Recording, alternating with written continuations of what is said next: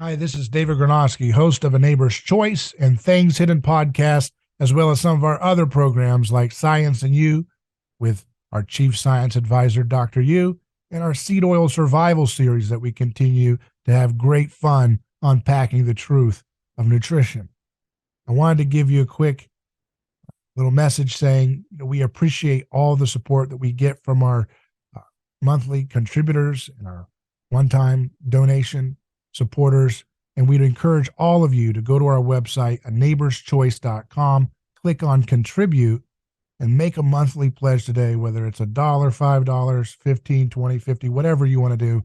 Doesn't matter. Just be a part of building this new media project that we've developed to empower and inform, to inspire, to kickstart a scientific renaissance, an anthropological breakthrough and reformation in the church. All these things are possible with your support right now.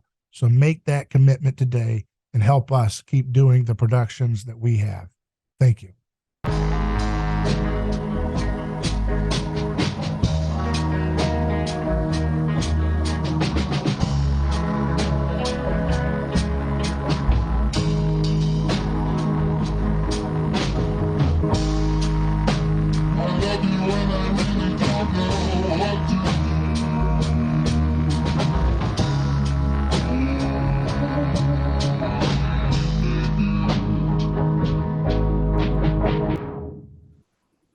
Well, we're back for another Things Hidden podcast, and I'm joined by my friend, the editor of brightnews.com, Shannon Braswell. How you doing? I'm good, bro. How are you? You keeping warm over there in Seattle? I'm trying to. Yeah, got the vest on, the hat. Well, I think it's going to be an exciting time for this Christmas season because we are once again every year we think we're closer to the end of the world, but I guess this year we really it's in the season, right? I, you It's know, baked into the atmosphere of the vibe. yeah. I mean, this is supposed to be. It's not supposed to be like that around this season, right? It's supposed to Yeah. be a time of joy and you know uh, happiness and jolly, and everything like that. But you know, it's been colored by a lot of You're not allowed to say that word apocalyptic anymore. scenarios. You can't say Oh, that word anymore. I guess I can't say colored. Okay, it's been painted, overshadowed by a lot of apocalyptic, potentially apocalyptic scenarios, Yeah. right? Yeah. So we shall see, but we keep the faith, man. You know, stay Yeah. happy. Recently you sent me a clip of a Catholic priest, right, that said something Mhm. about how he spiritually visited the Antichrist. I don't know, what does that mean? He got a teleportation, or he went to Yeah. a cocktail party, or So yeah, that's funny that you brought that up because that video um, was taken at my local parish, and he's a sort of a he's a priest that kind of goes around different places and preaches and evangelizes, yeah, and I also think he works um, in the area of exorcism, yeah, right? But he had given like a um, and I'm not big on this kind of stuff, but you know I believe it. Um, but he was given a eulogy or a talk after mass about how he had encountered the antichrist, and he said he's alive today.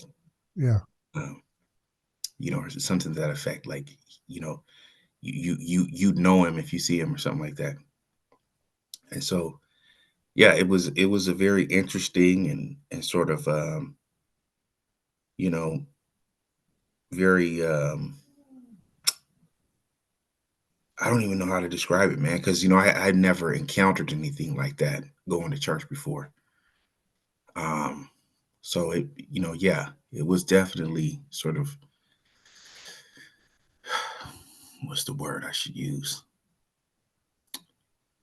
Take it, sort of, I was taken aback by it. You know what I mean? Because I wasn't expecting to hear that during the during the Lenten season. That's not what You you know, usually hear at a Catholic sermon, do you? yeah, it's not what you hear They don't usually talk usually. about I visited the Antichrist today, right? Or I was visited by the Antichrist. Yeah, that's, He yeah, said that when he was talking to him, two little horns came up, didn't he? yeah. He said he two little horns, and Which he's done. I don't understand because a lot of Catholics say, look, Satan is a real force, but he's Mhm, not that caricature of the red little man with horns. But then mhm, you hear guys like that and they say little mhm, horns pop up. You're like, which one is it? Was that mhm. a cartoon that was Yeah. created by medieval ideas, or is that something based in Mhm. reality? What's going on? Yeah, yeah, just for clarity, I wanna make sure that we get his name so it doesn't sound like, we don't sounds like I'm just making stuff up. But, it it is, yeah, I mean, it's not something you usually hear at a Catholic sermon, you know what I mean? Regardless of if it's the Lenten season or, you know, um, or anything like that. But, when you hear it, um, it's his name is Father Jim. Father Jim. Okay. Yeah. And so when you hear stuff like that, it usually, here in the West, like especially with the Catholic Church, we're always speaking about, especially if you're on the sort of the, I guess, trad Catholic side, a lot of times you hear about, what the government is doing, or what the Holy See is doing to sort of undermine or subvert, Yeah. the teachings of the church, right? So usually when you hear something about spiritual warfare or the demonic, it's sort of, yeah, like surreal, like, man, is this really happening? Yeah, you hear about the horns and stuff like that. Now, um, for me, I was standing there, I was in the back. So I was standing there and I said, uh, like the servant, he said, Lord, I believe, help thou my unbelief, you know, because if anything like that should arise, which, Father Jim says it, it is real, then, I would hope that, uh, members within the church, whether they be laypersons or, um, a part of the ecclesiastical body would have enough faith to believe that, God can help us to overcome, Yeah. all of that, Yeah. right? Um, so that is certainly a troubling, troubling thing to experience. But he's a great, great priest, and he's, I'm sure that they have, priests like him and Father Rippinger, they have the wherewithal to deal with that. It seems like the only priests that get any traction in the online world for Catholics are the exorcists lately, Yeah, Like even yeah, Ripperger, he can't talk about marriage without somehow talking about the devil made you do it. So yeah, yeah, he talks about how he talks about how he says I beat up intelligent life for a living every day because he yeah, beats up demons and stuff. I don't yeah, know. To me, I don't know. I'll just say this. I think if you're really battling that stuff, you probably shouldn't mock them in that way. They probably got something up their sleeve if you're going to talk like that. That's just me, but yeah, maybe the Masons made me say that because I know his guy, yeah, yeah. I mean, the guy, he had a guy. I yeah, don't want to speak ill, but I had one of mm, his guys on that was his right hand man in his ministry to learn more, and he mm, kept blaming everything on the Masons. So maybe Masons made me feel that way, but I think you shouldn't mock demons in that way. But maybe he yeah, thinks that's cool. So Yeah. I mean, I definitely think that again, if you are a priest, uh, who is engaged with spiritual, with the demonic, and you are someone who um, deals with that on a daily basis, you have to have you know you have to have strong faith, you Yeah, know, and really believe, I think, in the power of Christ, right? yeah, So it's not sort of something to take lightly, right? yeah, And then here's the other thing. What's interesting a lot of times is that they will say, you know, um, first is sort of, tapping into a lot of that stuff. So whether you're using, you know, whether it's games like the Ouija boards, or certain literature, um, or engaging in certain behaviors, or you're doing things habitually that just kind of bring that out, or might summon those type of things. you know that is how a lot of times people get you know it, they encounter those kind of spirits, right? It's because they're engaging in some kind of activity that sort of leads them in that direction. And I would say the same thing, could probably be said for uh, being a member of somebody like the like Masonic lodges and stuff like that, right? A lot of this this hidden knowledge and things like that that you may not be aware of, how those things can really open up a lot of doors to that, right? So for me, I always say, man, I'll listen to them about something, that I might have a question about, but I'm not gonna go digging too hard into, uh, or think too much about those kind of those kind of um, those kind of things, right? Because even then that, right, it's like you start getting interested in it, and you're like, man, I want to know what demon this is. Is this Beelzebub? And is this, you know, I don't know, whatever. So for me, I just like, hey man, my focus is on Christ. I want to listen to Christ. I want to follow Christ, right? Um, and I'll leave that to the clergy, um, to to be aware of, and concerned about. Uh, yeah, that's what I think about that. You know. But that guy said that thing, and he said that the Antichrist. What was the stuff he talked about? The abortion is a sacrifice for Mm-hmm. this evil stuff, and Yeah, and he's talking about the gender kids. confusion is part of that. Hmm. And Hmm. it makes sense that the sexual thing is going to be a big focus of evil forces, whatever it is, Hmm. because that's where humans are able to exist, is if they Hmm. procreate healthily and Hmm. healthily raise families and children. Hmm. So that's really the way to really nuke human species at the start, Yeah, is to go after destroying that. yeah.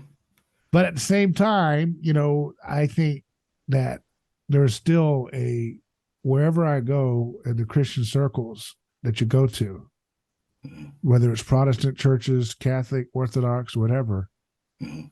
you just see such a lack of belief in the future of Earth, and a lack of belief in the ability of this country to go forward in a better place one day, Hmm. and a lack of belief in the body, which I think all three of those things are connected. If you don't believe that your nation is worth nothing, it's not going to get anywhere better.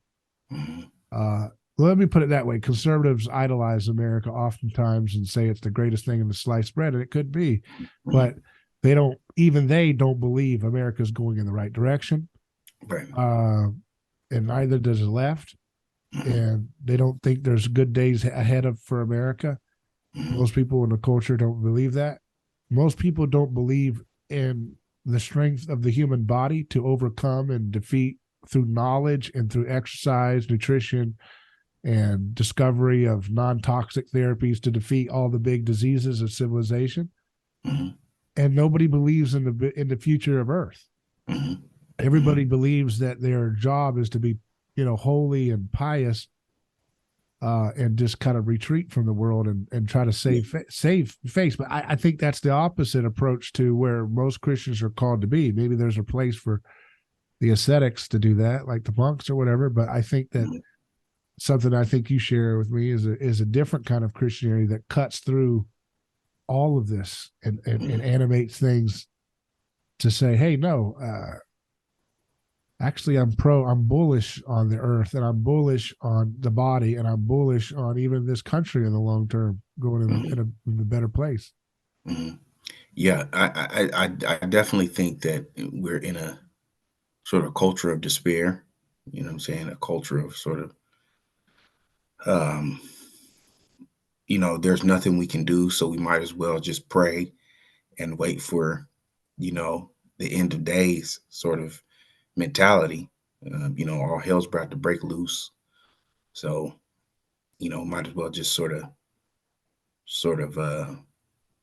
let Brace yourself. Yeah. yeah, brace yourself. Get ready for the fire, for the fiery flood. You know, and I mean, it's not like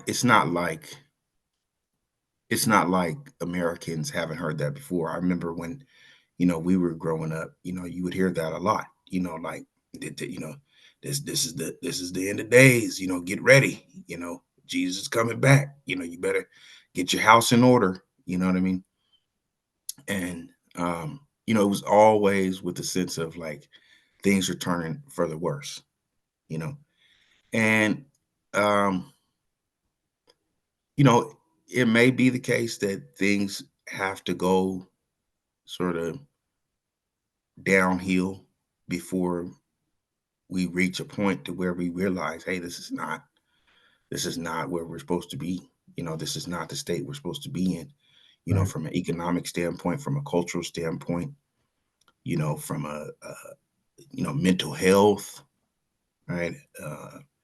You know, from a spiritual standpoint, you know, um, But this is all about, I know we're kind of talking about different topics, but they're all kind of connected here.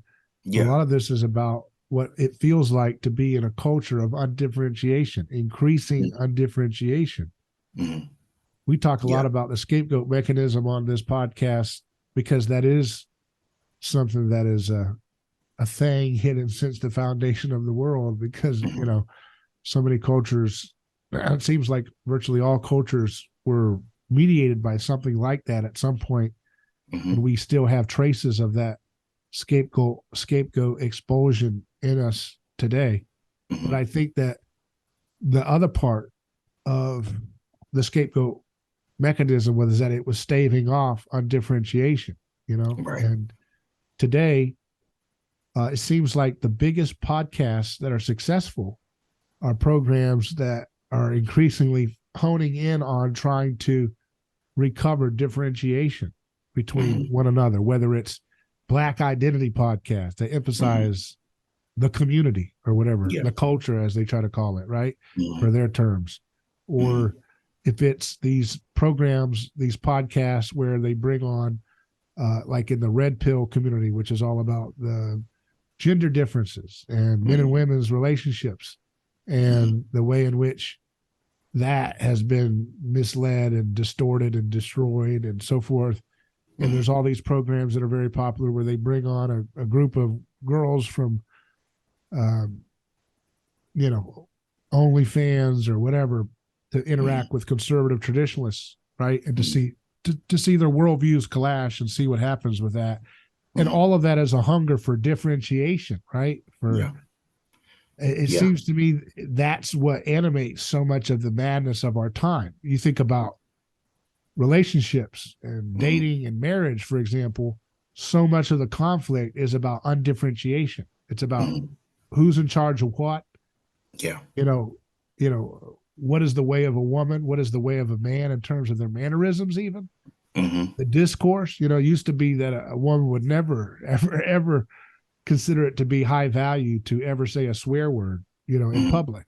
And it Hmm. was for a man too, but there was even greater importance on a woman not using the filth language of man that was considered kind of like, you know, Yeah. crass. Right. And yet today, that's another state of undifferentiation, right? So Yeah. every little part of our lives increasingly are becoming undifferentiated. And girls are growing up to believe they have to mimic a man in terms of creating their whole mind about what career am I going to have, Hmm. and then this culture has become, because of the, for whatever reason, the trend there, a very emasculated culture, a very female dominated cultural perception of the world, Hmm. uh, which is, you know, not really interested in risky excellence, but rather making sure everyone gets an equal sized cookie to feel Hmm. good and not to be feel Hmm. left out, which is just really going to, that's undifferentiation too. If everybody's got Yeah. an equally shaped and sized cookie in their life, Hmm. but nobody's doing anything different or great or bold or Hmm. risky, you have nothing to keep the lights on at some point, right? You're Right. not going to have miners. You're not going to have people that go and do plumbing. You're not going to have people making Yeah. nuclear energy, all those types of things. That those knowledge set, they're going to become more and more Yeah. retarded because everybody's got a cookie, and that's all they're striving for is their equal share of a Right. cookie. But you know that's a true. I think that's a true analysis of the culture we live in right now, right? Where uh if even okay, like even if you talk about undifferentiation, like everybody, you're trying to mold everybody into being the same and whatever, right? Yeah. Eventually though, that undifferentiation is going to turn into people wanting to pull away and be different, Right. right? And so Right. what does that look like? That Right. also is a violent experience, right? Right. Because it's like, well, uh women want to be treated like men, and then men want to look like women, Yeah. right? So then you got this mold of a mess, but then what happens, what happened with that, right? And we're seeing it actually take place Hmm. right before our eyes, because if you notice, before, women were saying, well, yes, we believe that, if my child feels like he's a woman and he wants to be a woman, and if, and if my, my brother wants to feel like he's a woman and everything, he should be allowed to be a woman, damn it, Right.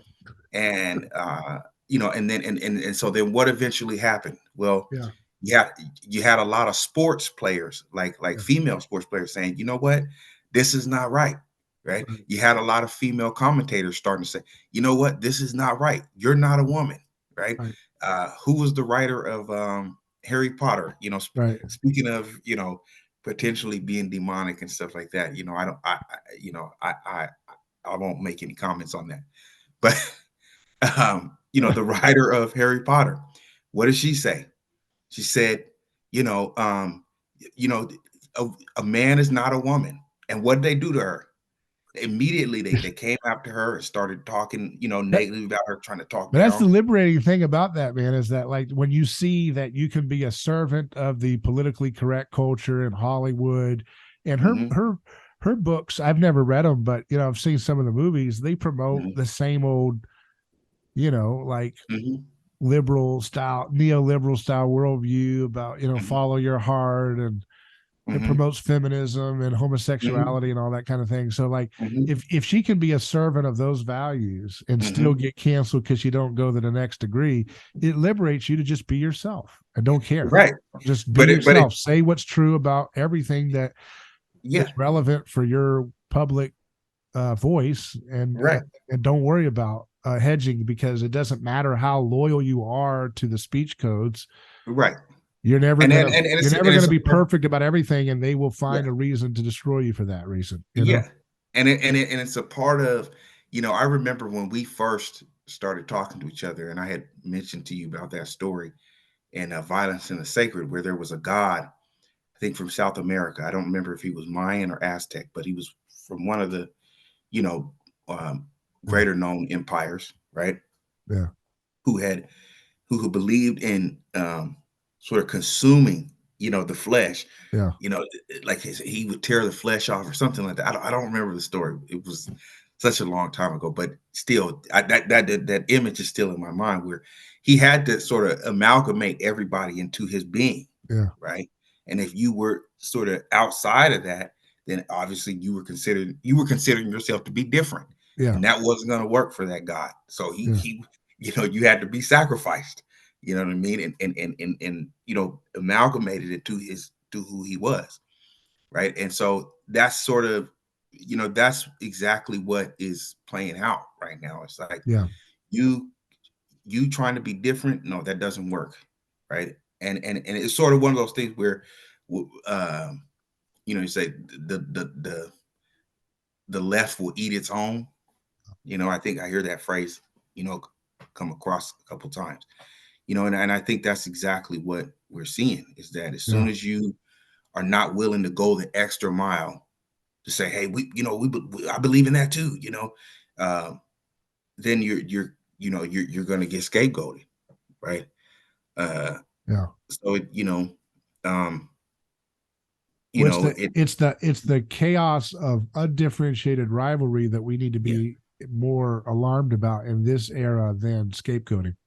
mm-hmm, mm-hmm, Scapegoating is going to happen, to some degree, but because of mm-hmm, it exponentially losing its effect the more it's done, mm-hmm, it's increasing the breakdown of the other Satan part of, mm-hmm, when Gerard talks about how can Satan cast out Satan, he's talking about the human part of this concept, not the metaphysical concept. And he's saying mm-hmm, that, Satan is chaos and Satan mm-hmm, is order, and mm-hmm. order can be established through the Through chaos as chaos, its yeah. energy that it kind of feeds off of and channels.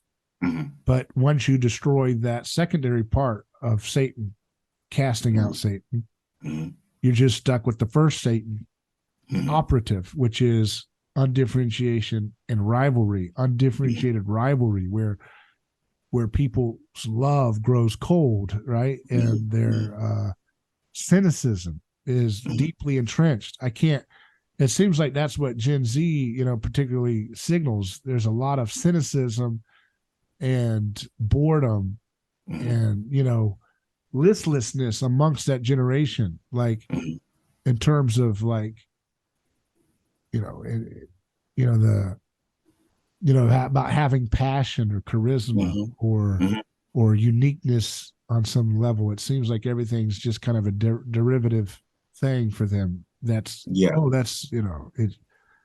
Um, it's just everything's overplayed. I've seen that before. yeah, That's not cool. right. Everything's a They're meme. very Nothing. sarcastic. Yeah, nothing means anything Yeah. anymore, right? Mm-hmm. And everything's meaningless. And I think Yeah. everything is meaningless when you don't. When you don't have a world that understands the mechanisms of human nature and why, the New Testament in particular helps you see those mechanisms so that you can learn to uh, have a healthier life, right? Like it's Mm-hmm. not just about the scapegoat mechanism, it's Mm-hmm. about the mechanisms of mimetic rivalry. So if you want to Mm-hmm. have a relationship in which gender boundaries are not clearly delineated about Mm-hmm. who's doing what and why and whose mannerisms are what, and Mm-hmm. who has the who's the energy, who's the one setting the schedule, who's the one driving the family forward. If it's a tug of war constantly, Mm-hmm. that derails children's belief in meaning, and Mm-hmm. it derails family formations down the road, and Mm-hmm. it derails order, and it derails excellence, Mm-hmm. and it derails you know innovation, because innovation Mm-hmm. happens in the context of an orderly society that can make space for something different, right, without Mm-hmm. freaking out about it and trying to kill them. Right. Yeah. Right, which is probably the reason why we now turn to the belief that there are extraterrestrials out there and Yeah. aliens, right? Right. Because we have to believe in something that is Yeah. so, That's an you interesting know, topic too. Yeah. yeah, it's like everything on Earth Talk is about that old boring. gray community Yeah, and their gray privilege. right. I pushed that You know, gray privilege concept with an article years ago. And that's yeah. when I mean, really, that's when you started to realize how cynical and meaning and nihilistic our culture is. Hmm. As I was making a point about the privilege, anybody who's got UFOs that hasn't shared that with us has definitely got some gray privilege if the gray aliens have that stuff.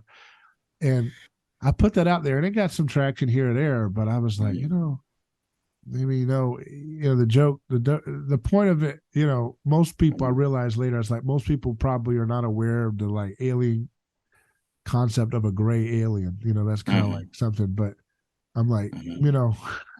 that's not that's not really that's not really what we're motivated by, is these Yeah. little kind of these little things. It's you look at Right. the alien stuff, and like you said, it's an example of people who are they're afraid of looking in the mirror and realizing that they're not going to have any real progress Hmm. in and of ourselves. It's going to have Hmm. to be dropped down from somebody special outside of Hmm. us, right? Hmm. Is that the Hmm. idea? Yeah, What do that's you my think? point. Yeah. Yeah, that there's got to be something more invigorating and more that's going to keep my focus or keep me you know interested than just this. But that is that I think that simply boils down to our culture being sort of just very stale and dry. I mean, Right. most of what you see on television, which I think most people sort of just tapped out of television anyways, is the same stuff they've been playing since maybe we were in high school or college. It's drama. It's you know you know uh, it's drama. It's drugs. It's you know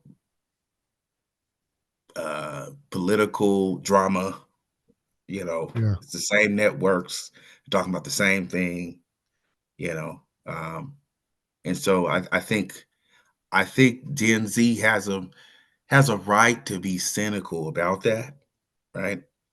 Because they feel, like, well, man, I don't have anything to really. I don't. There's nothing for me to do. There's nothing for me to really engage in. Yeah. You know what I mean? And it's not that they don't have anything to engage in, but it's when you're constantly fed the same thing all the time, and you got the algorithms and everything sort of pointing you in a particular direction, right?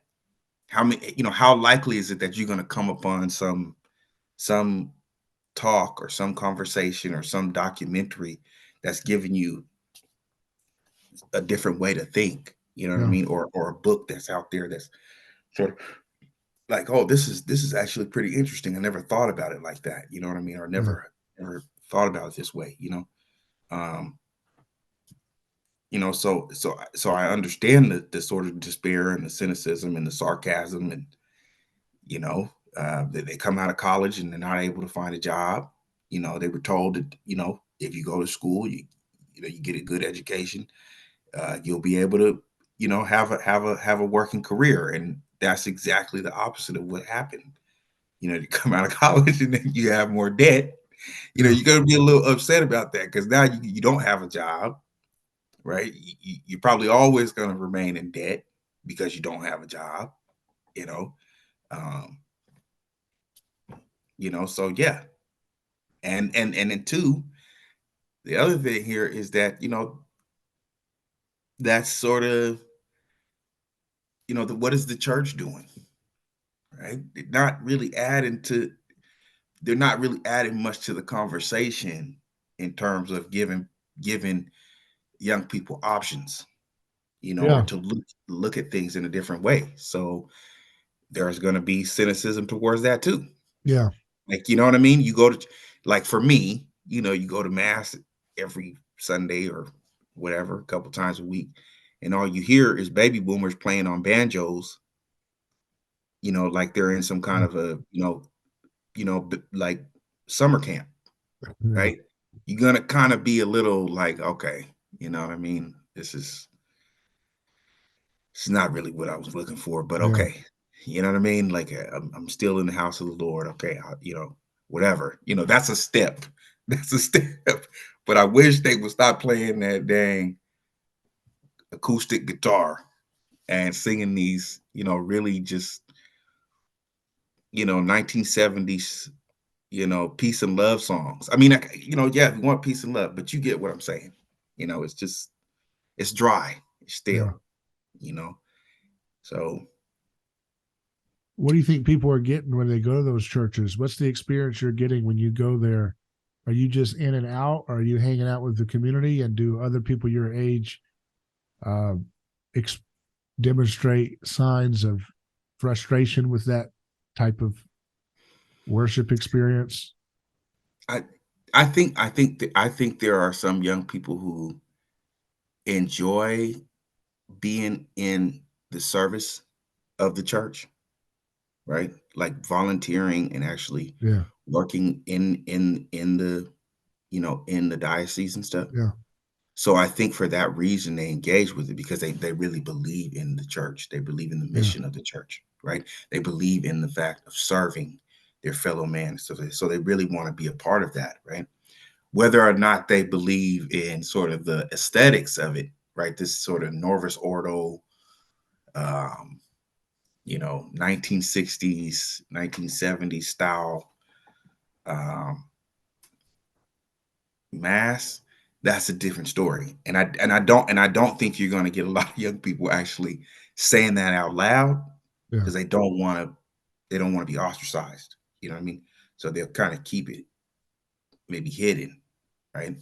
Um, that's not to say that all young people, some of them maybe really like that. Maybe they really are just into it and they just, you know what I mean? Like they want to be It's part so of that. funny when like the newer music is associated with the older people and the younger people are associated with the older music.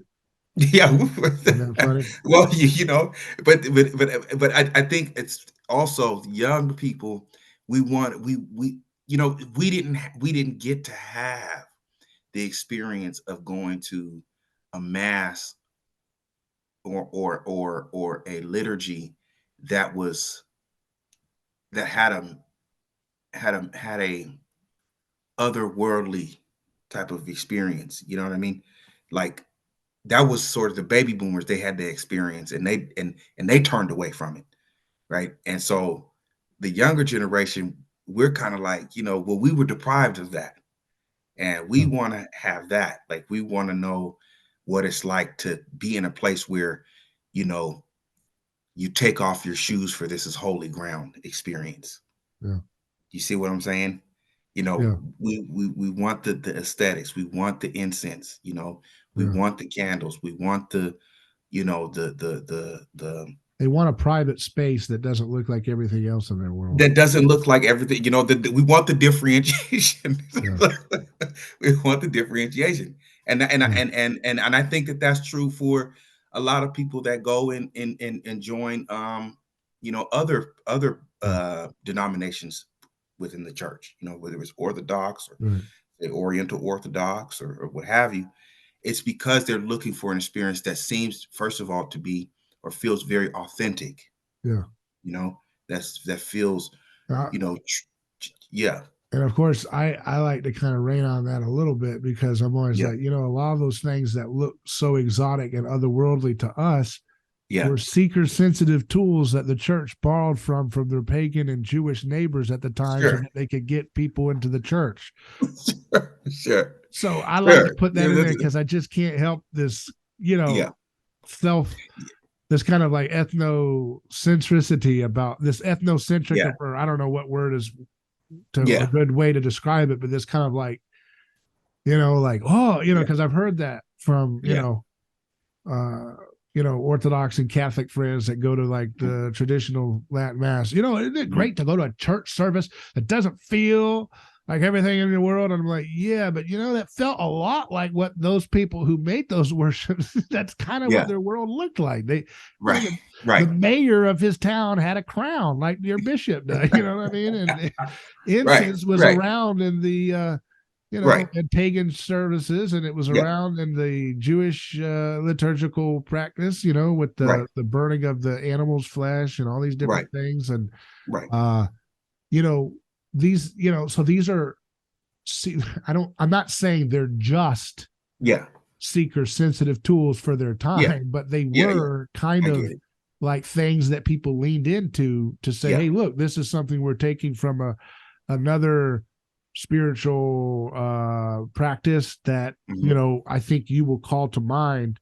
Like, for Mm-hmm. example, I'll give you an example. Like, a lot of young people are turning towards Catholicism and Mm-hmm. Orthodoxy that have a view of saints, right, being alive. Mm-hmm. These people have Mm-hmm. died before us, that you can communicate with them. Mm-hmm. And you know uh putting aside the spiritual question of whether that, of what's going on there, right, the spiritual Mm-hmm. question, putting that aside, just from just a purely anthropological perspective, that's scratching a social itch that the vast majority of humans have had prior to modernism, right? Right. Which was, and even still with modernism, there's some of this, Mm-hmm. which is that most cultures came from a society that was in touch with their ancestors or Mm-hmm. gods, right? The Yeah. god of the river, the god of my Yeah. town, the god of the Yeah. of anger, the god of sex, the god of Sure. whatever, and there Yeah. were gods Ancestral everywhere, worship. right? From a Yeah. Girardian standpoint, those are all actual stand-ins for scapegoats or Mm-hmm. sacrificial victims, or in the Mm-hmm. case of your ancestor, that's just an ancestor, I guess, but it Mm-hmm. still has some kind of cultic effect, is similar to a Mm-hmm. scapegoat murder. But all of those gods that you're praying to are actually just like, abstractions for a person who died before you. Mm-hmm. Right. So if your Mm-hmm. world, if your psychic space is dominated in your culture by people talking to the dead or talking to Mm-hmm. those who they believe, see, it's interesting here. These folks, if you're in that mind of polytheistic culture, you don't Mm-hmm. believe, like, unless it's ancestors, Mm-hmm. I guess ancestors, you would know you're talking to the dead. But if you're Mm-hmm. praying to gods, you don't think you're praying to the dead. You think Mm-hmm. you're praying to someone who is alive in the world, Yeah. who is able to act with agency for your benefit in a Mm-hmm. transaction, right? Mm-hmm. So you can see the transitionary Mm-hmm. between that and these liturgical practices of the old church, Mm-hmm. right? Where Mm-hmm. you can phone call all these saints. Mm-hmm. Now, Girard, comes in, 2,000 years later and helps us Mm-hmm. see something that I think the text was up to all along, which Mm-hmm. is that these gods are not invented, but rather deified victims, Mm-hmm. right? Mm-hmm. So if somebody died, so to speak, and you're praying and you didn't know about it, and you believe Zeus is a real god that acts in the world, and you're praying to Zeus and you're offering sacrifices to Zeus and Mm-hmm. worship, in some sense you are praying to the psychological, like, to the reality of a dead person who died before you. Mm-hmm. Mm-hmm. Because behind Mm-hmm. Zeus is just a dead victim and many others after. Yeah. You're Yeah. praying to the dead, believing they're alive, but you don't know you're praying to the dead. You believe you're praying to a god. Mm-hmm. And in the Mm-hmm. same sense, like, the Mm-hmm. Catholic Church, the universal church that arose in that environment, Mm-hmm. gave people a similar psychological outlet, a human, Mm-hmm. and a human need for Mm-hmm. talking to those who have died before you. Now, in the church's position, they are not dead; they are alive, right? They were Mm-hmm. saying, and Mm-hmm. still say, Mm-hmm. many. I guess there are some explanations differently, but you're Mm-hmm. talking to the living, Mm-hmm. and you're talking to people who are often turned in, who are called saints because of their martyrdom, having Right. died as sacrificial victims. Yeah. So you can see how saints and this stuff there's a perfect through line between that and the world they came into.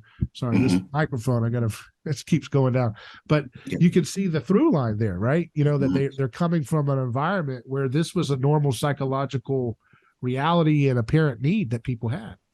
Right. Right. And I don't, I don't, uh,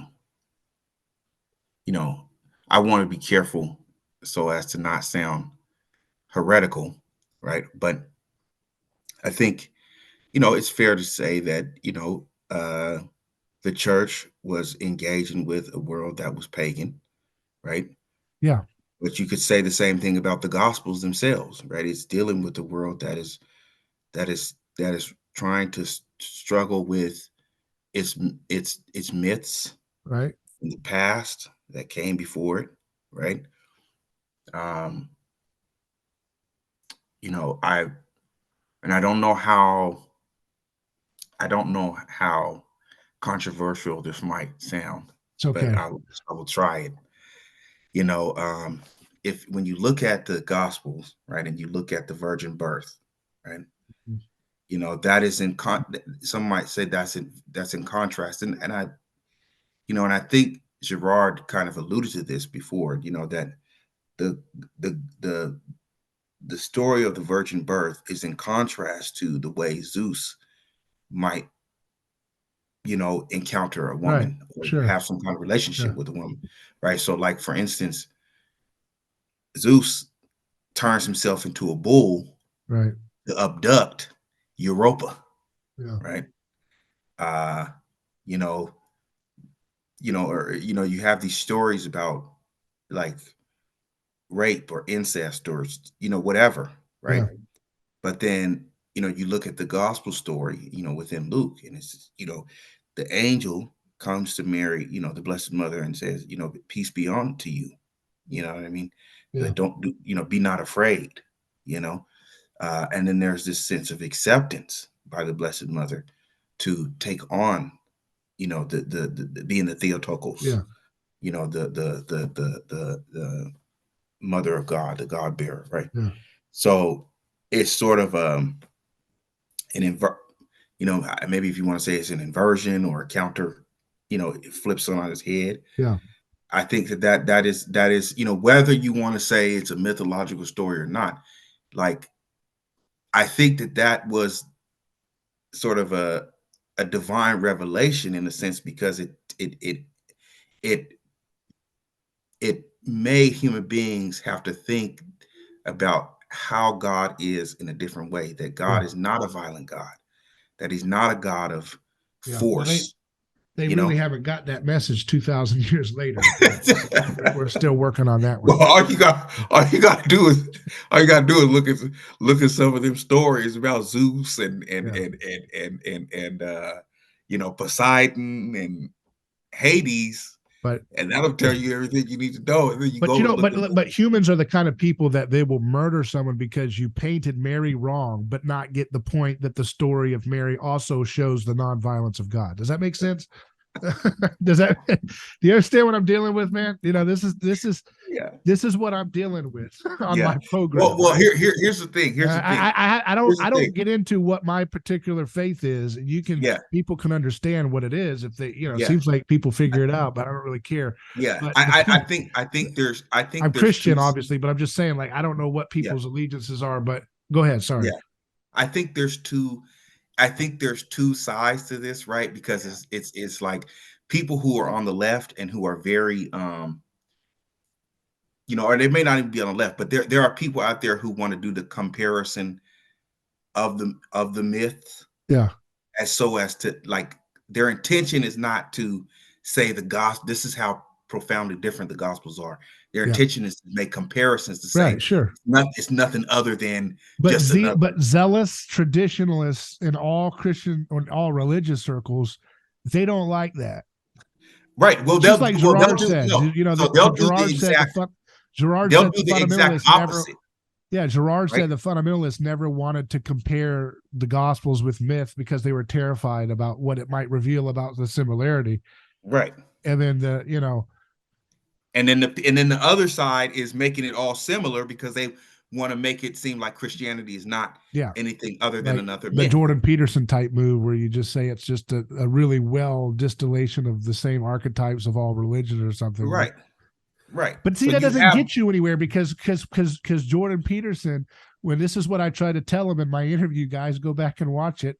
They will put it in the reference. But go back and watch my interview with Jordan Peterson years ago, 2018, whatever. You know, and I was trying, you know, to be respectful to his paradigm. He was just ascendant at that moment.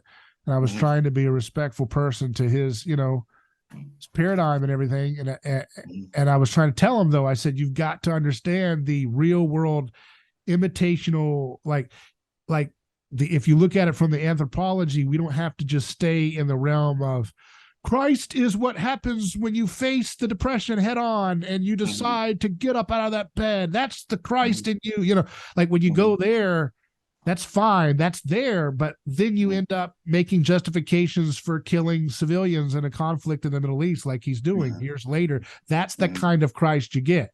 Right. And the problem that I have is that folks who will get that.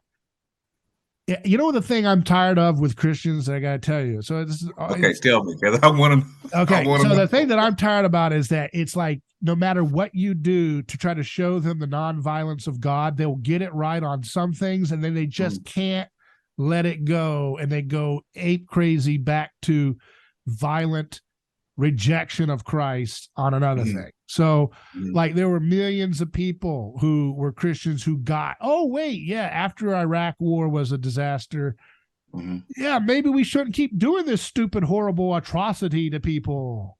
They finally got it like years later after Bush, you know, they're like, wow, yeah. And then Trump came along and he gave them a license to be against those types of Iraq wars because he bashed it really hard, but he still sounded like a tough guy. And he still said, oh, I'll kick anybody's tail, you know? So people felt like I can vote for this guy and not feel like a wussy, right?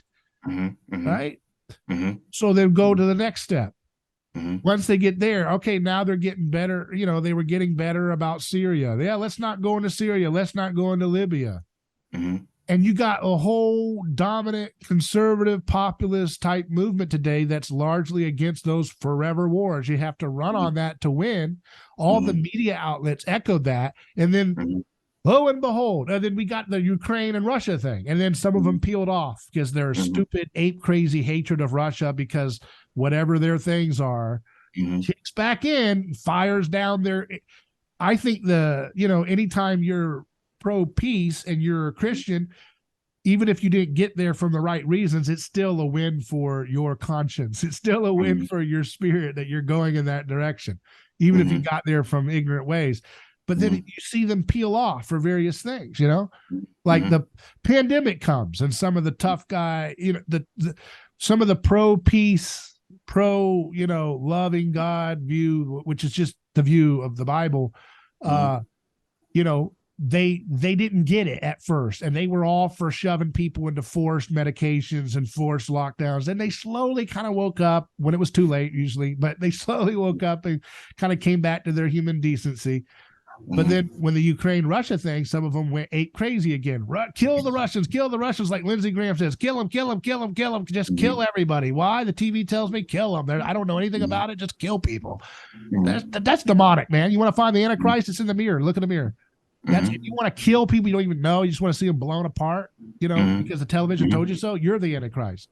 You're the Antichrist. So then the next one is then you go to, because that's what the Antichrist is, looks like Christ but acts like the devil. That's what you do every day. You go to church, you do your and then you go and say kill the Russians.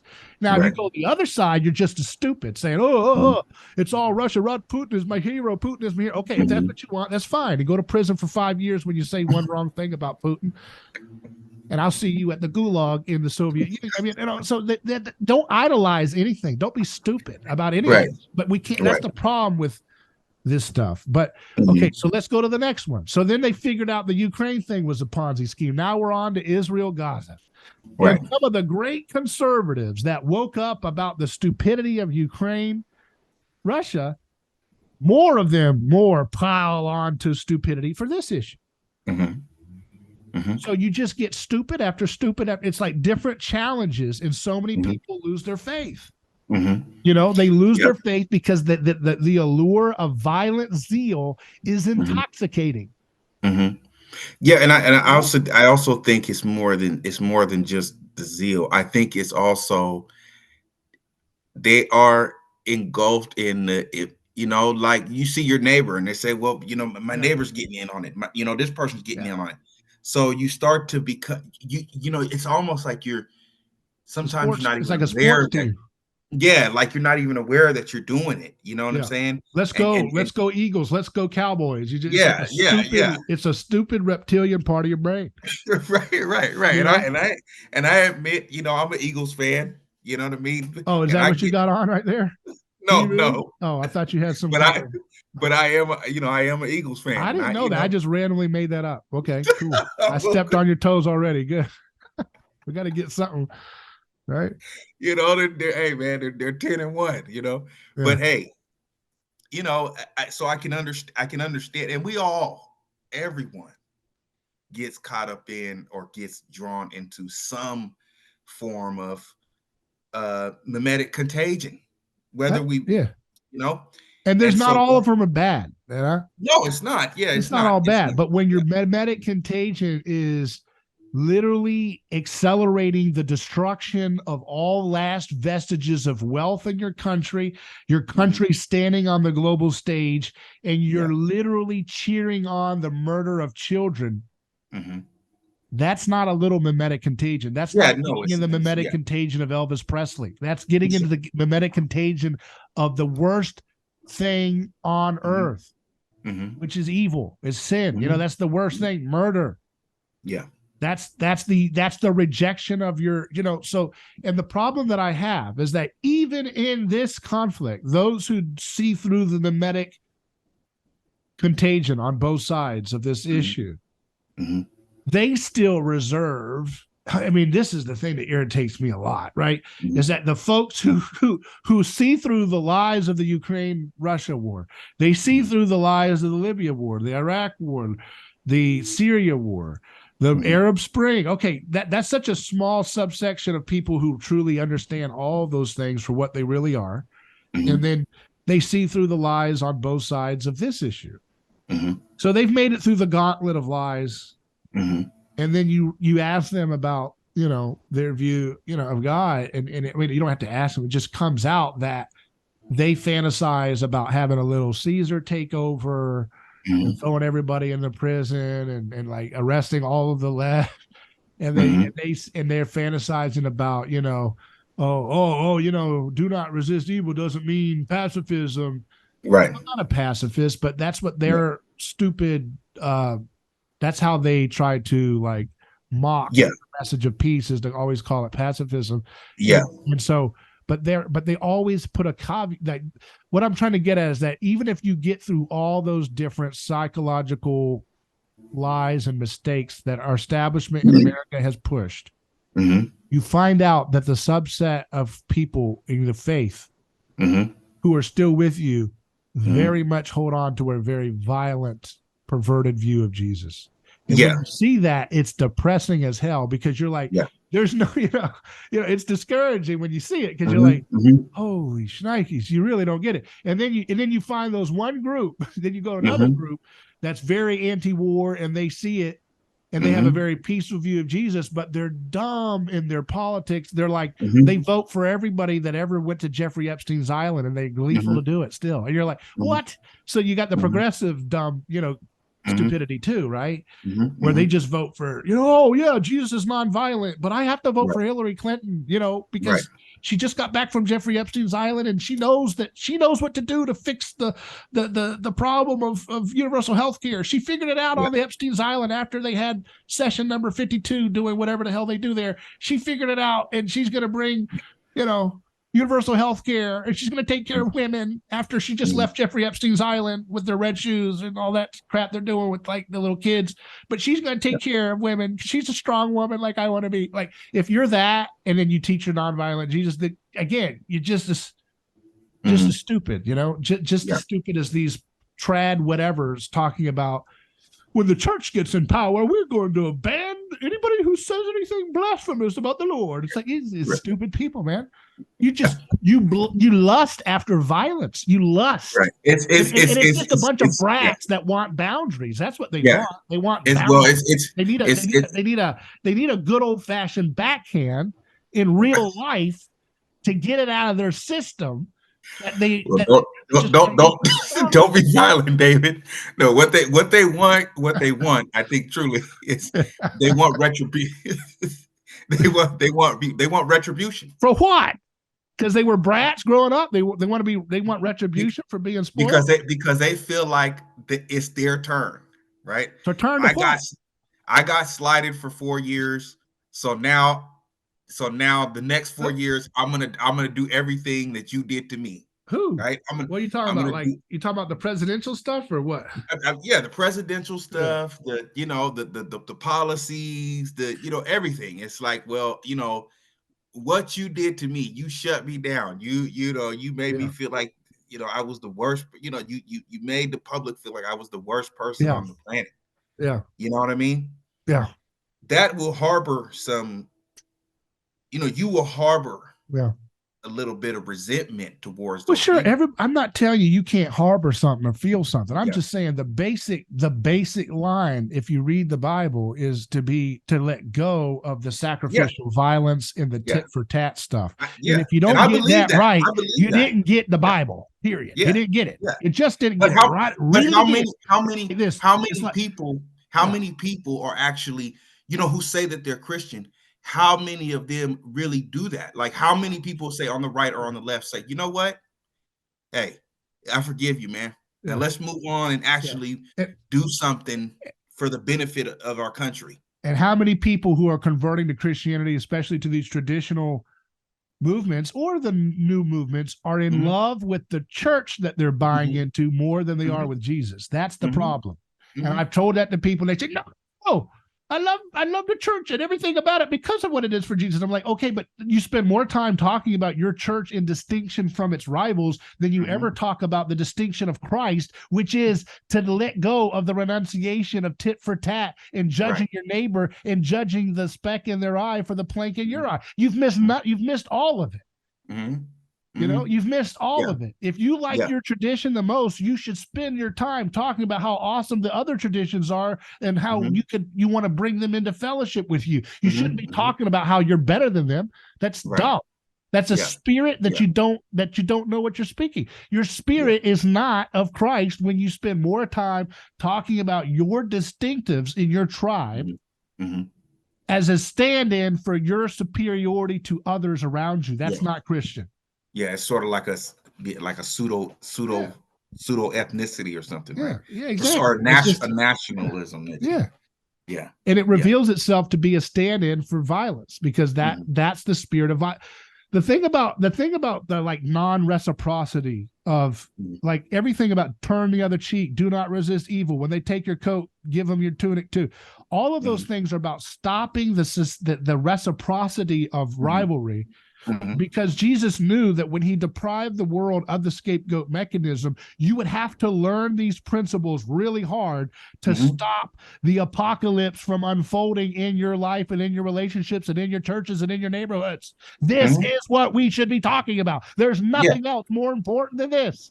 There's nothing else more important than stopping and learning every day how to stop talking about, how to stop the process of reciprocal egoism, reciprocal partisanship, reciprocal, justification of oneself in the way of marginalizing somebody else.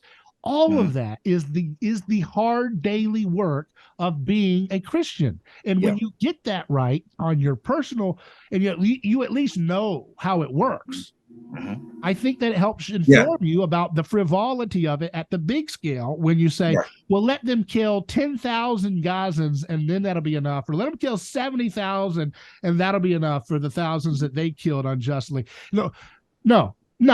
If you can get that right when you start learning how to catch the reciprocity of rudeness in your own life. And in your own way of talking about church, right? Nobody talks about this, though. I don't hear Yeah. anybody preaching about this because I don't know. I don't know why. I guess it's not fun, you know? Well, I mean, again, I think it's not that it's not fun. I think that Yeah. it's hard. It's hard. It's hard. It's difficult, right?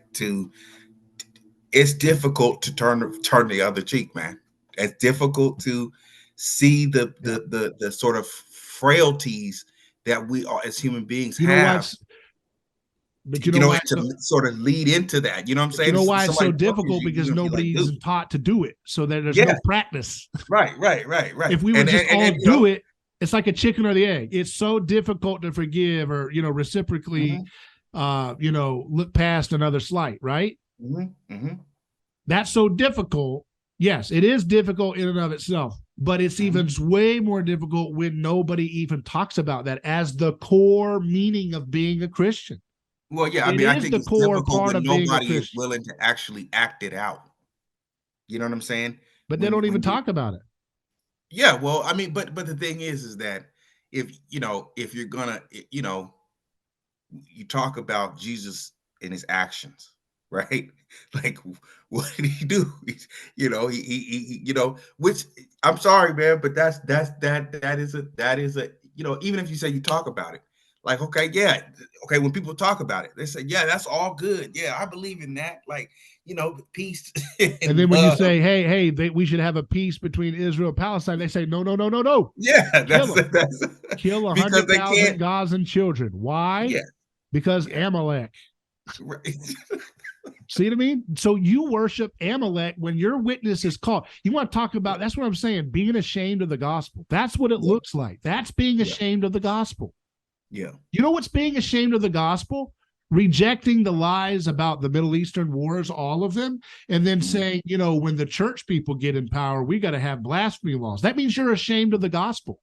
That mhm, means you're absolutely ashamed of the gospel because you don't believe in the power of Christ and what he told you to do. You believe you can take your little Caesar idolatry, put Jesus stickers on top of it, and say yeah, that you're doing Christian governance. No, you're yeah, ashamed of the gospel.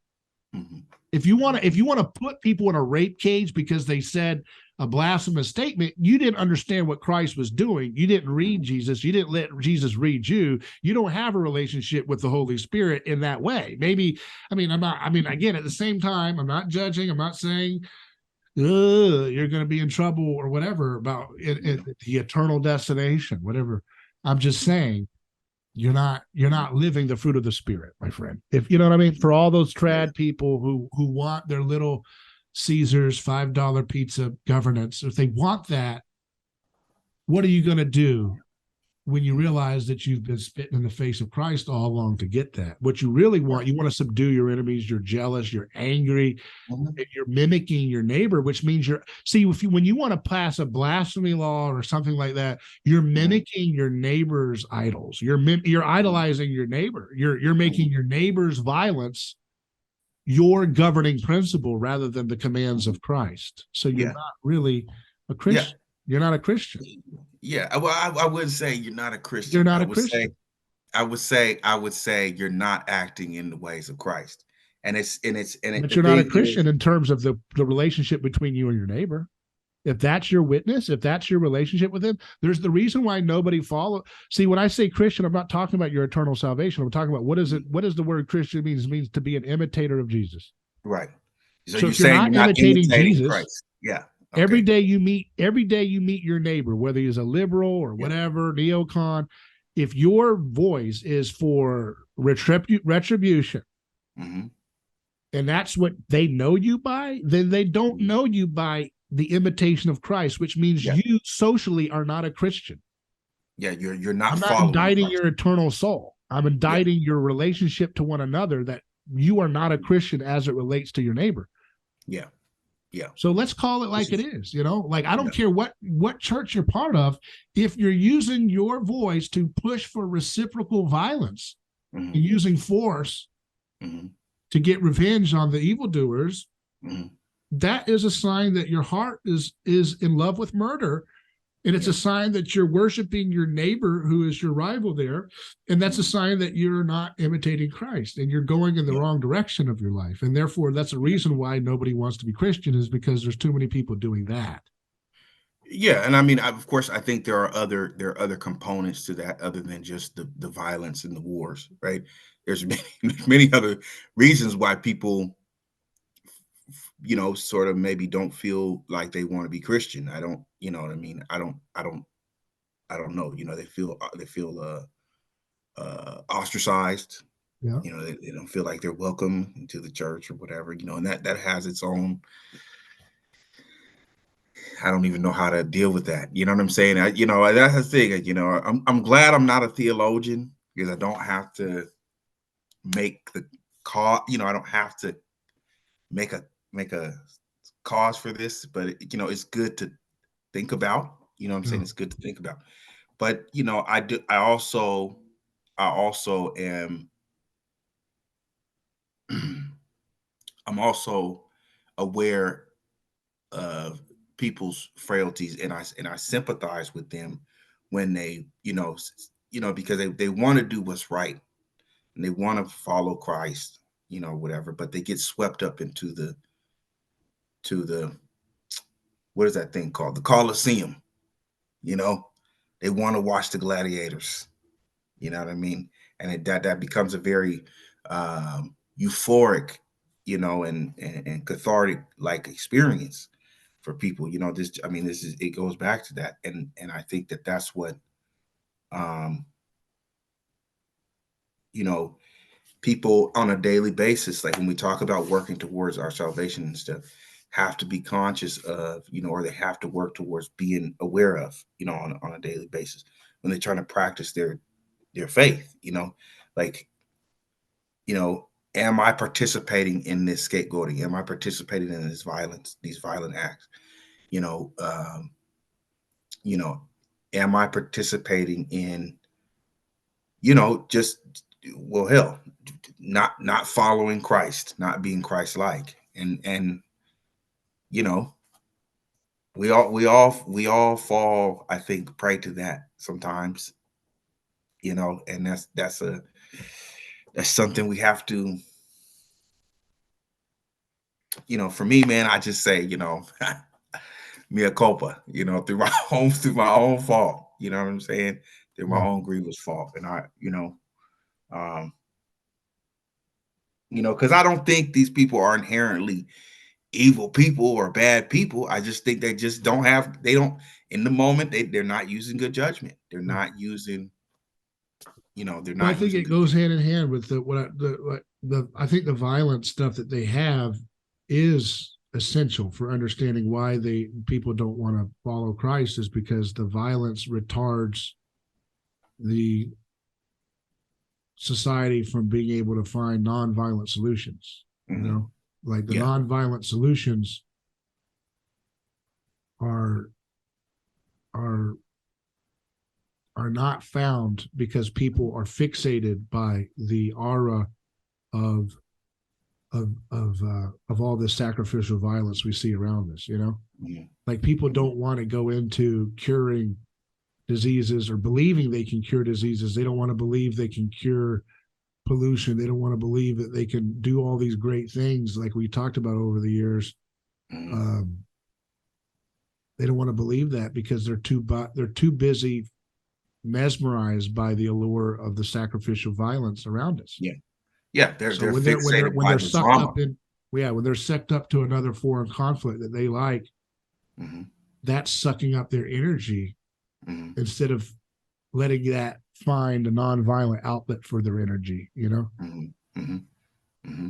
Yeah, I would say, you know, I mean, Gerard said that, human beings like drama, and we're fixated on a dramatic, Yeah, you know, scene that seems to be very, but yeah. it helps us, maybe it helps us relieve us of our own But can you imagine how personal much dramas drama to there relieve us. was? I mean, read the biography of the Wright brothers Yeah. to try to get that flying machine off the ground. I mean, they bet Mm-hmm. everything they had from their money running a bike shop Mm-hmm. to get that thing off the ground, literally, you know. Is that probably where we got that saying, get that off the ground? You know, it's probably from them, from that. Yeah. I don't know, maybe not. But the point is like, there's a lot of drama around that.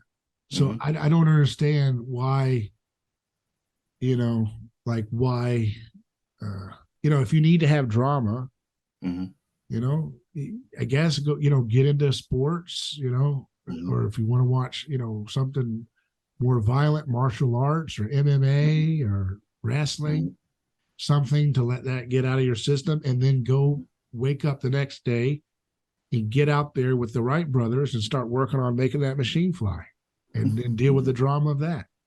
Deal with the drama of coming home every day saying, are you still working with that flying machine, guys? There's no money in that. I need you to get back to making bikes or we're going to lose this house. That's drama. You got plenty of drama in doing good things. You know? You have plenty of drama there. If you want your drama, you got to have plenty of it. And there's going to be plenty for others to vicariously watch, the lazy ones that will not do anything. So you're going to have plenty of drama without bombing kids. That's like Satan, you know. I don't. I get what you're saying. I don't want to like totally, but it's like, it's just so dumb to be like, well, the only way we can get our drama fixed is like, well, I mean, it's beating people in the streets, arresting our opponents, or murdering children in wars. Like what? That doesn't have to. Like, there's a lot of other ways we could do that. You know. Sure. Yeah, and I agree with that. I'm not saying that that's not, there aren't other ways to, I guess mediate that drama, but that is what, people. Okay, what I'm saying is that people get fixated on the fact that somebody says, okay, we're going to war. Yeah. That, that does sort of heighten people's senses. Yeah. And what do they start doing? They're looking in their phone to see how many times so-and-so said, and then they want to know the next hour is, what did they drop a bomb, and they want to know the next hour, you know what I mean? And then what happens? We're all talking about it for, a whole month. And but we're going to have to get over that. Here's my point. Yeah. Even take all the moral questions out of this. We're going to have to get over it really quick for pragmatic reasons, because it's all coming down. It's all falling apart. The noise and chaos of the media environment, the decentralized networks of social media contagions, and the inability for war propaganda to stick and bind people together as well as it used to is accelerating. That disintegration of war propaganda's effect in creating unanimous consensus for the public is quickly, in our own eyes and watching in real time, disintegrating. So as it disintegrates, we're going to disintegrate among each other, and we're going to go into a state of dark, really horrible, too much drama zone. Everybody's going to want to put a stop to the drama. So I'm saying, let's pragmatically all agree to stop with the reciprocity blindness, the blindness to the reciprocity that we have, and the blindness to the reciprocity and impotence of the sacrificial drama, violent plays that we're watching. And let's pragmatically steer ourselves towards crazy ideas. You got a crazy idea? Go do it. If you're scared to do it and you don't feel like you have the knowledge, know-how, build a team around you to help you do it, and then do it with them. Do something wild. Do something wild. Figure out how anti-gravity works. Don't wait for the aliens to give it to us, whoever those are. Because they're not sharing. They haven't shared yet. They're not going to be sharing without having a hard time to get there. I like what Tim Burchett said this. He's a Republican from Tennessee, right? He's been one of the biggest proponents in Congress for disclosing what's the truth about these UFOs, right? And he's convinced they're from the other world. This is a guy, he's an old Republican Christian guy. I don't know how he fits that into his worldview, but publicly he says he thinks there's something there. And he said something recently in a press conference. I liked it because Tucker Carlson clipped it when he interviewed him this week. He said he had a press conference. He said, can you imagine, folks, if they have those types of UFOs flying around, and you're talking no heat trace, you're talking energy you can move around without any heat trail. He said the war pigs do not want that technology out there. And I thought, I'm proud that a Congress. He said I misspoke. I meant to say warmongers. No, war pimps. He said, I meant to say Oh, war pimps, okay. but I think war pigs fits just as well, if not better. The war pigs were squealing at the thought, he says, that people get a hold of this technology because he said, now they ain't going to have our boys fighting for wars anymore. You know what I'm saying? Mhm. So that right there is the most interesting thing I've ever heard a congressperson say, maybe forever, because that's so interesting that a guy who's elected Congress, now he might be whatever, he might be misled or confused. Mhm. I don't know. But he's Mhm. seen something enough that he's classified, that's classified. He can't say what it is, but he keeps Mhm. saying they need to disclose it.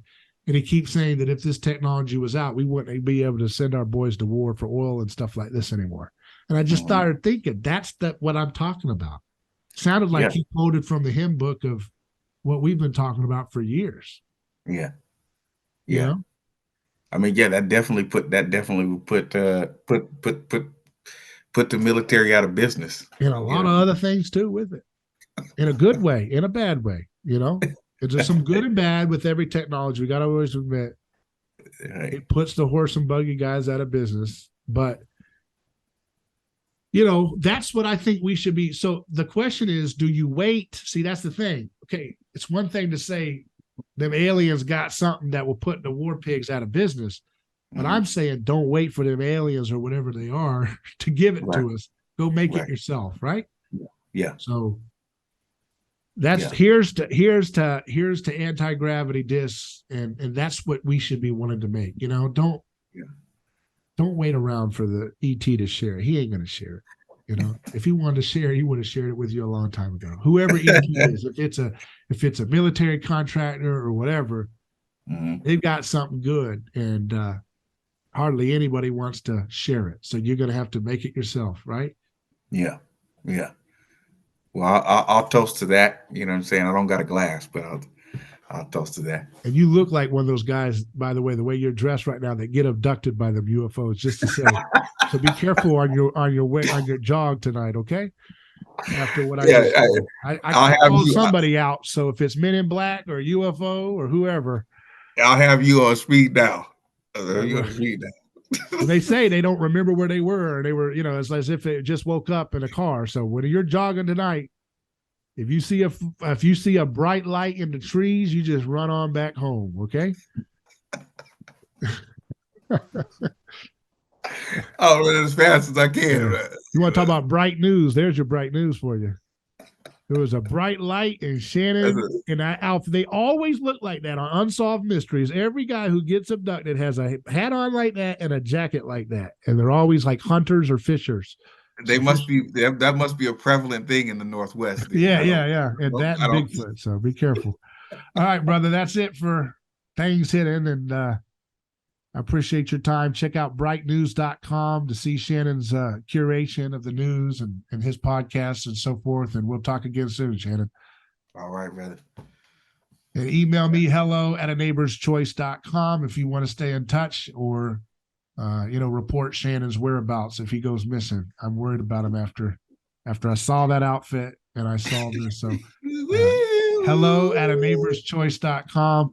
Give us a shout out and we'll talk to you soon.